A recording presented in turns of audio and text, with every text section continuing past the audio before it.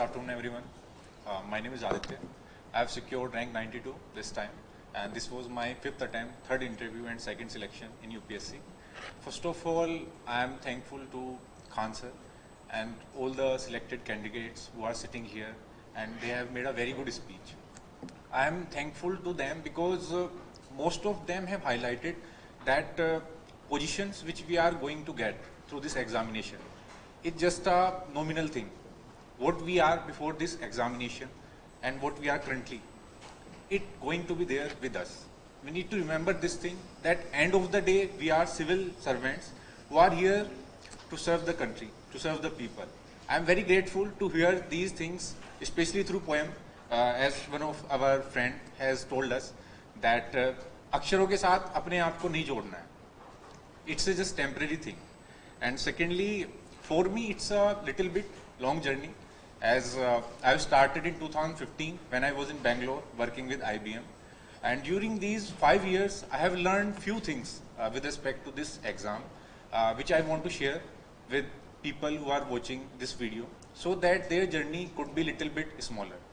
Instead of spending 5 years, 4 years, 6 years, they can go through this examination in 1 year or 2nd year.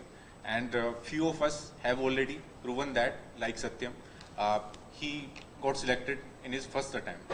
So it shows that there is something which, if we are able to recognize initially, we can make through this examination in 1 year or 2 years.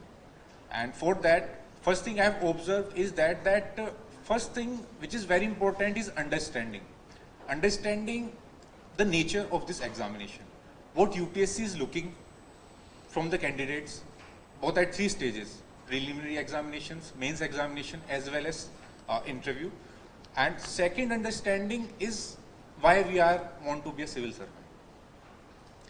After understanding, second thing is we need to identify resources for examination, from where we have to study, whether it is about GS papers, optional, or any other things. And third comes is personalize those resources in your own strategy, because sometimes we blindly follow some topper's strategy, like I did in 2016, and that took 2 years for me to clear preliminary examination. So after watching these videos, please personalize your own approach, because everyone has their own unique strength and weakness. And lastly, and very important, is that revise, do hard work, be consistent, and be honest with yourself.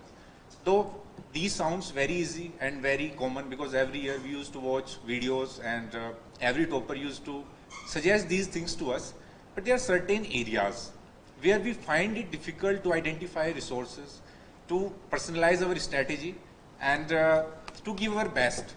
And if I have to identify those areas, first is ancient and medieval history, second art and culture, third ethics in our mains examination, fourth our optional, and finally interview, because it took me 3 interviews to get under 100.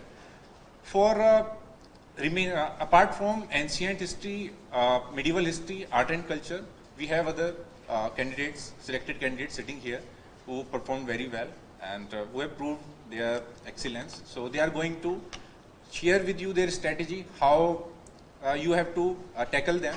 I would like to share my strategy with respect to ancient, medieval history, and art of culture. And I am sharing that because I have cleared 3 prelims with a comfortable margin. And in GS, I have consistently performed good score. This time I got 444, last year 434, and before that 432.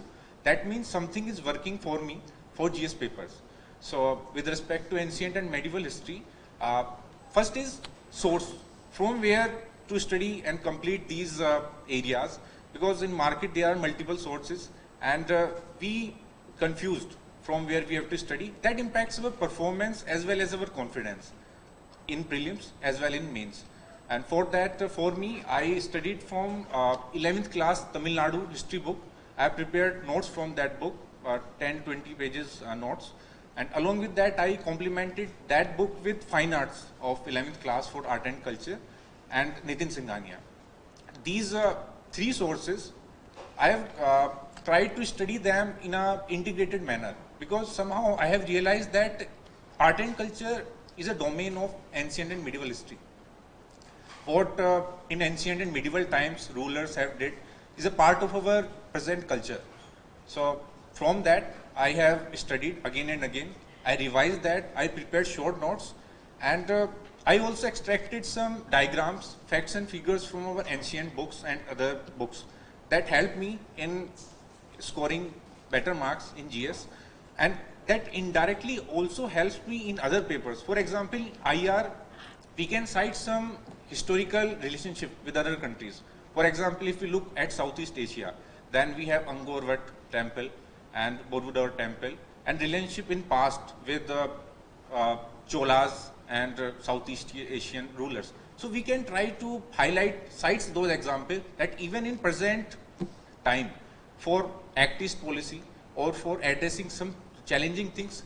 For example, with Sri Lanka, we have some ups and downs in relationship, but we have a history that from Rameshwaram we can have some trains or some travel program to promote relationship with each other. So basically I want to say that ancient medieval history are not playing very important role in GS 1 paper and prelims, but they are also plays a very important role in other papers as well in essay. So from these sources, it will be helpful for candidates. And apart from that, I just want to say that be confident, be positive throughout this process, because it may take some time for you to clear this examination, but if you are consistent, confident, you will definitely go through it. Thank you.